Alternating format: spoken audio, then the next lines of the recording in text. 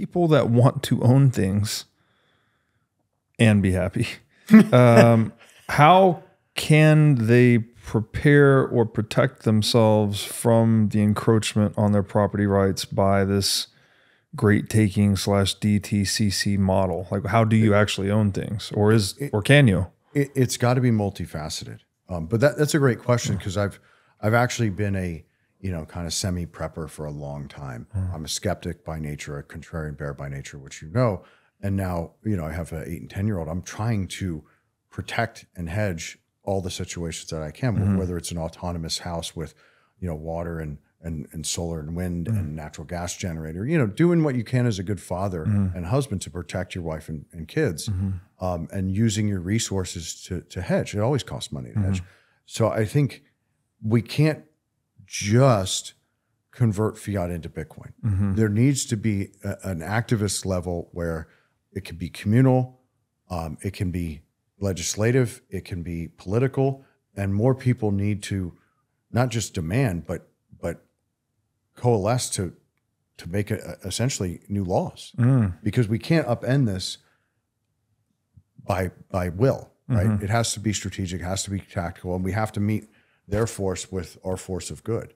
So first steps have to be converting into things like gold and Bitcoin. Whatever weights of that make sense to you is, I'm not here to advise on that, but at least that's taking your money out of the way of the banking crisis. Like, even if you don't want to dive into the minutia of counterparties, the rehypothecation of collateral, what collateral gives you 10 cents on the dollar, what gives you 0 cents on the dollar, you at least know that the banking system is largely insolvent. And if how the tell is going to come, in my opinion, they've bailed it out every way from Sunday. The moment they don't, it's because they don't want to, and they're ready. I would argue because the CBDC is ready to roll out in the next 6 to 18 months, that'll be the tell. It's like, oh, we have bank failures and they're not bailing them out. Then, what's about to come next? So I think by then it'll be too late. So I think strategically positioning yourself out of that is step number one.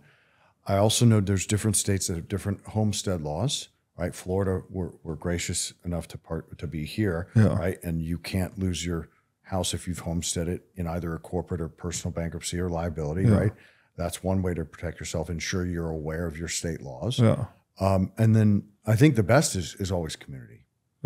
Both faith-based and regional. Know your neighbors, have communication plans.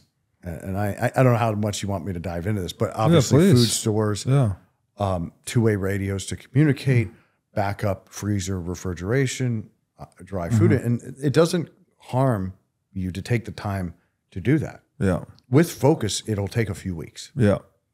And learning how to use a ledger or any other quality hardware to store your Bitcoin takes 10, 15 minutes. Read the directions, don't be a moron, and focus. But people don't even want to put that effort in. And I continue to plead with billionaires and institutions, hey, N number of percent of your portfolio should actually be your portfolio. Right. With no counterparty risk. So then you're saying that stocks, bonds, anything, any financial security that is custodied, you cannot have an inviolable property right in. So you don't actually own it, basically. It's held in street name, And so what does that mean exactly? That means that you don't directly own it and that someone at the stroke of a pen can take it away from you. It's not just stroke of a pen, right? There has to be an event, largely some sort of credit or bankruptcy event, where your collateral has been pledged to one of these centralized counterparties that's part of this protected class. And that event protects them through these safe harbor provisions from having to return it to you. Gotcha. And there's no custodians that don't participate in this game? There is a few. But I'm not up to speed on exacts. I know there's definitely those with layers. And I don't want to misspeak and false advertise for one and versus the other. But people should at least try and read the fine print and find the custodians that are not rehypothecating their securities or lending out their securities to other counterparties. Correct. It'll be nearly impossible to find because it's less than a half dozen. Wow. Yeah. Okay. And they literally give secured creditors legal certainty to client assets. Legal certainty. So I challenge all lawyers to go rife through this who are listening and, learn. I mean, any bankruptcy code class or bankruptcy lawyer should be able to pick this up really quickly. Right.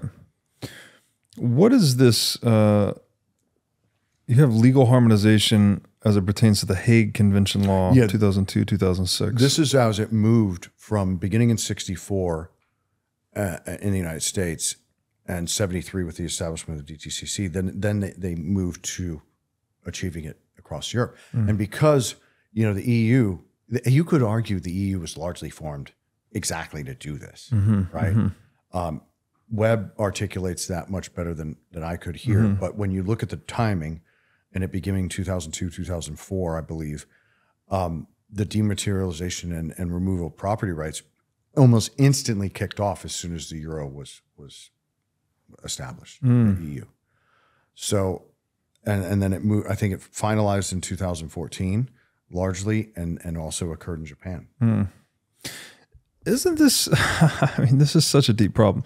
I talk about property rights all the time on the show, and I find it mind-blowing that more people don't concern themselves with this principle, this unifying principle of civilization, because it is the entire purpose of government, right? It's to defend life, liberty, property, right? Which, properly understood, all of those things are property if you consider that you own yourself and your freedom is yours and all of this. Even Hobbes said that in Leviathan. Yeah.